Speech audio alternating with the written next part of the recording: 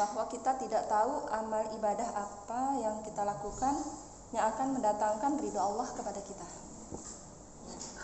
Tapi dalam ayat lain juga digambarkan bahwa ketika kita melakukan suatu ibadah itu kita dituntut untuk melakukan semaksimal mungkin, semampu kita.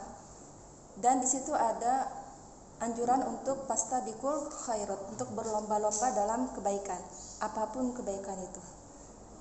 Berlomba-lomba, berarti berlomba-lomba di sini kita melakukan yang terbaik dan terbanyak semampu kita.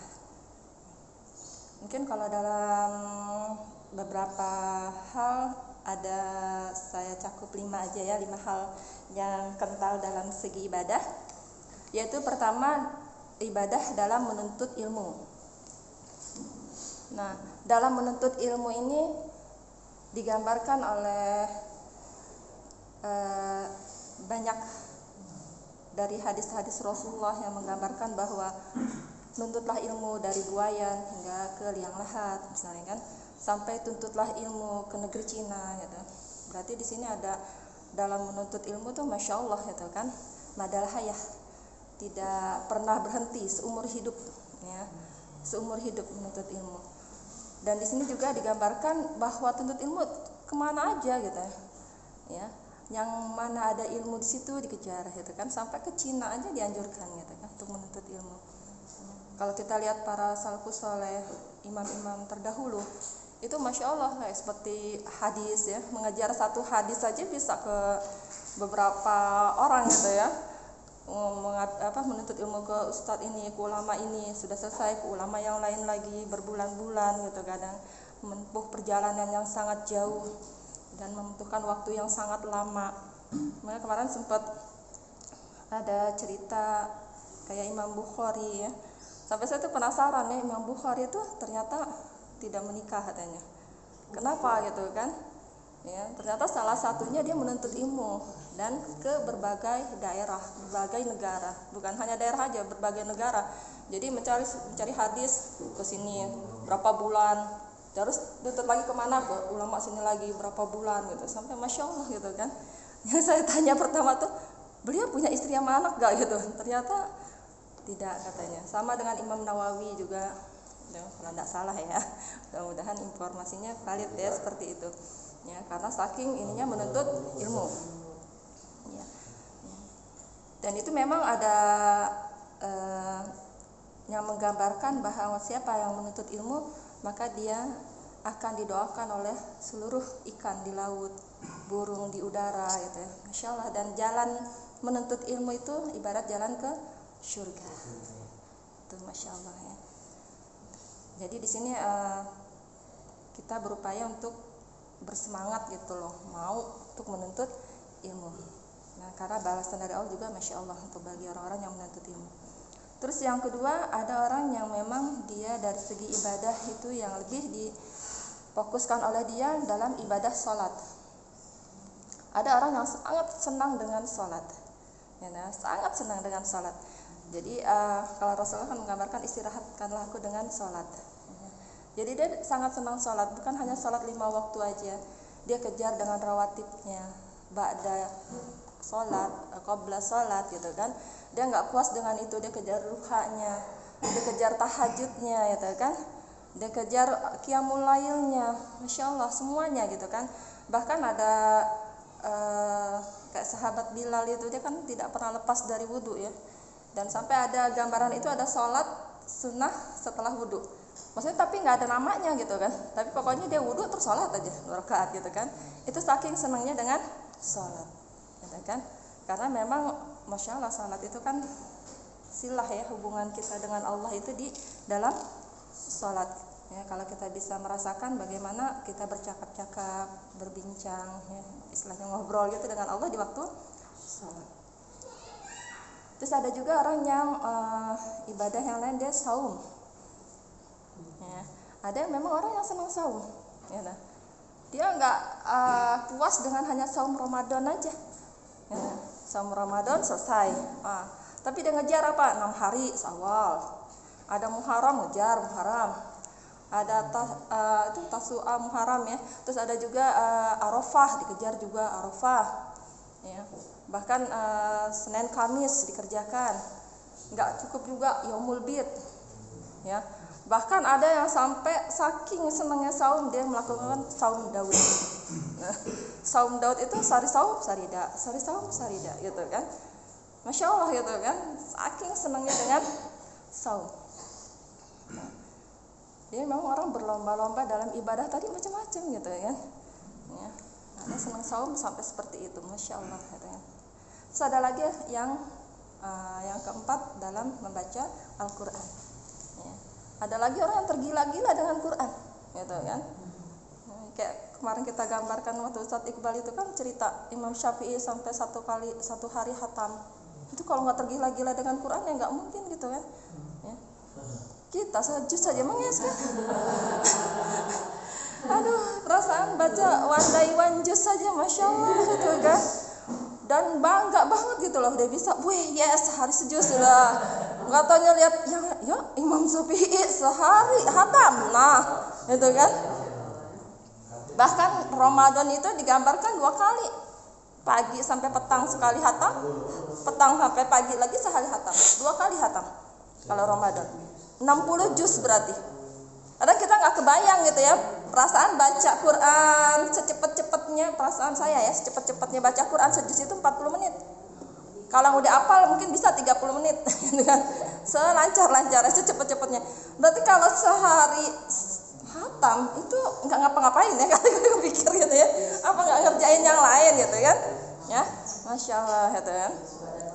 Dan dalam menuntut ilmu Quran itu sendiri, Masya Allah kan, ada yang sampai belajar itu benar-benar ya, nyari ustadz, nyari ulama yang benar-benar memperbaiki bacaannya gitu kan, memperbaiki tajwidnya. Terus sampai ada ya, kalau kita atau dulu ini kan waktu belajar dari tahsin, ada sekolah guru dalam arti menguasai ilmu tahsin itu sendiri agar bisa mengajarkan lagi. Ada dari tahfiznya itu sendiri 30 juz, dan 30 juz nggak puas sampai situ. Ada apa? Qiraah sabah, bahkan ada asyarah ya, ada 10 bacaan gitu. Jadi kalau kita istilahnya khatam 30 juz, kalau kita ngambil 7 bacaan, berarti 7 kali 30, 210 juz. Karena bacaannya beda gitu kan. Jadi kayak ngapal 30 kali 7 kali bacaan, 210 juz. Kalau 10 jadi Masya Allah, gimana gitu kan, 300 juz, Masya Allah, gimana gitu, nggak kebayang gitu kan. Tapi ada orang memang Masya Allah, dia ngejar di segi Al-Qur'annya ya. Karena pernah dengar juga Ustadz Adi Hidayat sampai mengatakan kalau pinter katanya, kalau kita pinter cari amal di dunia ini katanya, Quran itulah katanya, 1 huruf kata 1 kebaikan, 1 kebaikan 10 pahala. Masya Allah gitu kan. Bagi yang kayak kita yang masih belajar, yang masih terbata-bata a i u bacanya juga ya, itu kan digambarkan 1 pahala, 1 kali baca mendapat 2 pahala gitu kan. Jadi ya alhamdulillah gitu ya, dapat 2 pahala. Walaupun bacanya itulah, tapi memang beda ya. Pas saya perhatikan kita dengan yang baru belajar baca karena takut salah lah ini itu baca terbata-bata, dengan yang sudah lancar memang beda. Mungkin kalau kita lihat makom kayak Imam Syafi'i ya, nggak tahu bacaannya udah kali ngalir aja kali ya, nggak berhenti gitu ya. Ya bahkan waktu belajar tahfiz juga sampai Ustadz itu bilang yang dikatakan hafiz itu mengalir seperti air. Jadi kalau masih tersendat-sendat belum belum habis gitu kan. Jadi Masya Allah yang bilang ya. Terus yang terakhir itu ini yang paling ajaib, yaitu bersedekah, ahli sedekah ya. Kenapa? Saya tuh penasaran, dalam surat Al-Munafikun itu kan dikatakan ketika kematian tidak bisa digugurkan ataupun dimajukan, dia berdoa apa? Fa'as-sodako wa akum minas sholihin, supaya aku bisa bersedekah dan menjadi orang-orang yang soleh. Kok bersedekah? Saya bilang, kenapa enggak tadi ya? Kenapa enggak sholat gitu kan? Kenapa enggak baca Quran? Kenapa enggak saum? Kenapa enggak nuntut ilmu? Kenapa sedekah? Ternyata ada rahasia dari sedekah itu sendiri. Kalau tadi kita mengatakan menuntut ilmu, dia mendapat pahala sesuai dengan apa ya dia pelajari tadi. Dia nuntut ilmu, dia dapat ilmu, dia dapat pahala dari Allah gitu kan. Dia dapat pahala menuntut ilmu. Ketika dia sholat, dia mendapat pahala sholat dia. Ketika saum, dia mendapat pahala saum. Nah, ketika dia membaca Quran, dia mendapat pahala baca Quran. Tapi yang ajaib, orang yang sedekah ternyata apa kuncinya? Dia bisa mendapatkan pahala itu semua.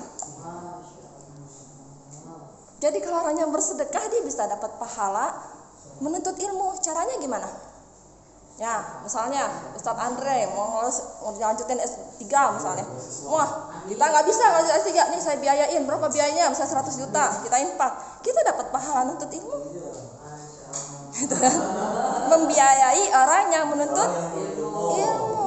Masya Allah, gitu kan?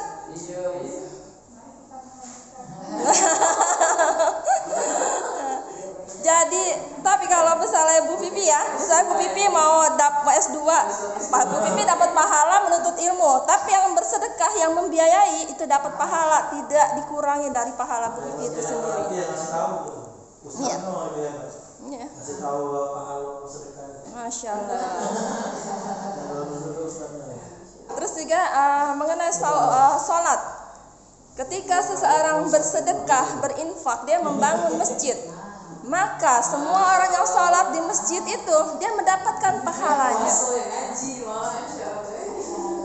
Mendapatkan pahala dari yang sholat. Sebanyak itu orang yang sholat, dia dapat pahala sholat. Kalau kita sholat sendiri, kita dapat pahala sholat yang kita lakukan aja. Tapi kalau bersedekah, dia bisa mendapat pahala sholat orang-orang yang sholat di masjid yang dia bangun. Masya Allah, gitu kan. Terus juga saum. Allah kan menjanjikan orang yang menyediakan makanan orang yang berbuka puasa, dia mendapat pahala sama seperti orang yang berpuasa. Bukan yang modus sih. Kadang kalau sama Abi itu, Abi yang puasa, nanti Umi yang nyiapin bukanya. Umi nggak puasa tapi dapat pahala puasa juga. Bisa. Itu bahkan kan terkenal ya, kayak Umar bin Khattab itu. Saya mendapatkan pahala. Kayak seperti tetap beda yang melakukan dengan yang mendapat pahala yang sama dengan yang berpuasa. Tidak berkurang sedikit pun. Jadi kayak Umar bin Khattab pernah, dia pinter ya, dia mengumpulkan seluruh umatnya ketika itu pas Ramadan, pas bulan puasa. Kemudian dia menyiapkan minum, gitu kan. Jadi mendapat pahala semua orang yang berpuasa, gitu kan, menyediakan berbuka puasa, gitu kan. Masya Allah. Terus juga dengan yang membaca Quran, kita mungkin nggak sanggup hafal, tapi kita buka rumah tahfiz misalnya kan, ya kita membiayai rumah tahfiz itu, kita siapkan Qurannya, kita biayai santri-santrinya misalnya, atau ustadz-ustadznya, kita juga mendapat pahala dari itu semua. Masya Allah. Maka dari situlah saya baru oh itulah kenapa di ayat ini fa'as sadaqah, agar aku bisa bersedekah, karena ternyata dengan sedekah itu dia mendapatkan semua pahala tadi. Masya Allah. Ya, itu Masya Allah. Mungkin sedikit aja itu, mudah-mudahan bermanfaat.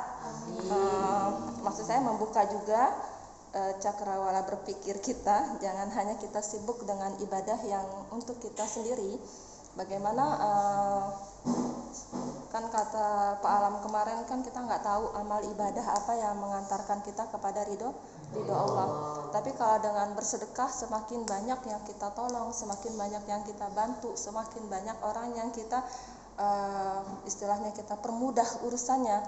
Semoga itu juga mendatangkan ridho Allah kepada kita. Dari situ semakin banyak orang yang mendoakan kita kan, semakin banyak orang yang Masya Allah, namanya orang tuh apalagi kalau dibantu dalam yang saya nggak tahu ya, pernah baca sih ya, kalau kita memberi sedekah kepada orang yang minjam, misalnya dia minjam, dia sangat butuh uang 1 juta misalnya, dia terus kita kasih pinjam, itu pinjam, maka pahalanya sama dengan sedekah sebanyak 1 juta sampai orang itu mengembalikan kepada kita. Kalau minjem ya? Itu minjemin loh, minjemin tuh masih ngembaliin, masih mengembalikan ya. Tapi kalau kita infakkan, kita maksudnya tidak kita minta kembalikan, benar-benar kita infakkan, maka pahalanya 10 sampai 700 kali lipat. Itu dalam surat Al-Baqarah itu jelaskan 10 sampai 700 kali lipat. Jadi kalau kita minjemin 1 juta dapat pahala 1 juta, misalnya sedekah 1 juta. Tapi kalau kita infakkan kita bisa dapat 10 sampai 700 juta infak kita. Itu Masya Allah ya. Maka itu membuka tadi wawasan berpikir kita, jangan kita hanya sibuk dengan diri sendiri, dengan beribadah tadi sendiri. Itu tetap harus untuk jadi bekal kita nanti di hadapan Allah, apa yang mau kita bawa gitu ya, apa yang mau kita banggakan di hadapan Allah dengan amal-amal kita. Tapi kita juga harus mulai berpikir memperbanyak amal ibadah yang bisa, kita nggak tahu ya doa siapa yang dikabulkan oleh Allah, siapa tahu doa orang yang dibantu oleh kita ya kan, doa orang-orang yang kayak tadi sholat yang masjidnya kita bangun itu yang dikabulkan oleh Allah gitu kan. Mungkin sedikit dari saya, mohon maaf jika ada yang salah. Wabillahi taufiq wal hidayah. Assalamualaikum warahmatullahi wabarakatuh.